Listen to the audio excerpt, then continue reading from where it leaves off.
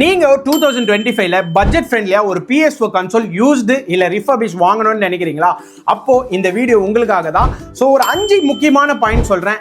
இது தெரியாம PS4 console வாங்கவே வாங்காதீங்க. நோட் பண்ணுங்கப்பா. அதுலயும் 5வது பாயிண்ட் ரொம்ப முக்கியமான பாயிண்ட், வீடியோ எண்டில் சொல்றேன்.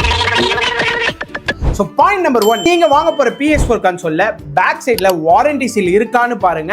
முக்கியமா டாப் கழட்டி பாருங்க கன்சோலோட கண்டிஷன் எப்படி இருக்குன்னு சொல்லிட்டு. பாயிண்ட் நம்பர் 2, நீங்க வாங்குற இடத்துல வாரண்டி கொடுக்குறாங்களா? அப்படி வாரண்டி தராங்கன்னா அந்த வாரண்டியில எது கவர் ஆகும் எது கவர் ஆகாதுன்னு சொல்லிட்டு ரிட்டர்ன் GST பில்ல வாங்க. பாயிண்ட் நம்பர் 3, நீங்க ஒரு PS4 கன்சோல் வெறும் யூனிட் மட்டும் வாங்குறீங்கன்னா 20,000க்கு மேல இருக்குன்னா அதுக்கு 2 வருஷம் வாரண்டி கேட்டு வாங்குங்க. அது கூடவே வந்து பாத்தீங்கன்னா இந்த physical damage, liquid damage, electronic board damage complete warranty 2 வருஷத்துக்கு தராங்களான்னு சொல்லிட்டு பார்த்து கேட்டு வாங்குங்க. பாயிண்ட் நம்பர் 4, இப்ப நான் மேல சொன்ன 3 பாயிண்டையும் ப்ராப்பரான GST பில்ல ரிட்டர்ன்ல கேட்டு வாங்குங்க. 5th பாயிண்ட் தான் நான் சொன்ன ரொம்ப முக்கியமான பாயிண்ட். சோ இது இல்லனா இந்த கன்சோலை வாங்கவே வாங்காதீங்க. சோ 5th பாயிண்ட் என்னன்னு சொல்லிட்டு கேட்டீங்கன்னா, நீங்க வாங்க போற கன்சோலுக்கு ப்ராப்பரான GST பில் இருக்கா, அதுல CGST and SGST மென்ஷன் ஆயிருக்கான்னு பாருங்க. இன் கேஸ் வேற ஸ்டேட்ல இருந்து வாங்குறீங்கன்னா அதுக்கு IGST மென்ஷன் பண்ணிருக்கணும். அப்படி அந்த GST பில்ல இது எதுவுமே இல்லாம ஒரு டம்மி பில்லா இருந்துச்சுன்னா